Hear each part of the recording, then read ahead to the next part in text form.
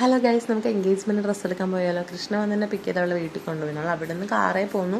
തുറവൂർ എത്തിയപ്പോൾ ചെറിയൊരു ബ്ലോക്ക് കിട്ടി. പിന്നെ അവിടെ നിന്ന് നമ്മൾ എടപ്പള്ളിയിലോട്ടാണ് പോയത്, റെൻ്റൽ ഷോപ്പിലോട്ട്. അവിടെ ചെന്നപ്പോഴേക്കും നമ്മൾ ഉദ്ദേശിച്ച സാധനം അവിടെ ഇല്ലായിരുന്നു. നമ്മൾ പിന്നെ അവിടെ നിന്ന് പതുക്കെ ഇറങ്ങി. അവിടുന്ന് നേരെ നമ്മൾ തമ്മനത്തോട്ട് പോയി. ഇവിടെ ചെന്നപ്പോഴേക്കും നമുക്ക് ഉദ്ദേശിച്ച സാധനം കിട്ടിയിട്ടുണ്ട്. നമ്മളത് ഓർഡർ ചെയ്ത് പിന്നെ നമ്മൾ ഫുഡ് കഴിക്കാൻ പോയി. ഇവിടുന്ന് നമ്മൾ ഫുഡ് കഴിച്ചത് ഷവായാണ് ഓർഡർ ചെയ്തത്.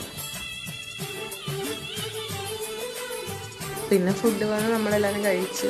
നമുക്കിവിടെ കയറാൻ താല്പര്യമൊന്നും ഇല്ലായിരുന്നു. സച്ചുവിൻ്റെ ദൈവൻ്റെ ഒറ്റ നിർബന്ധപ്രകാരമാണ് കയറിയത്, മന്തി റൈസ് ഉണ്ടെന്ന് പറഞ്ഞു.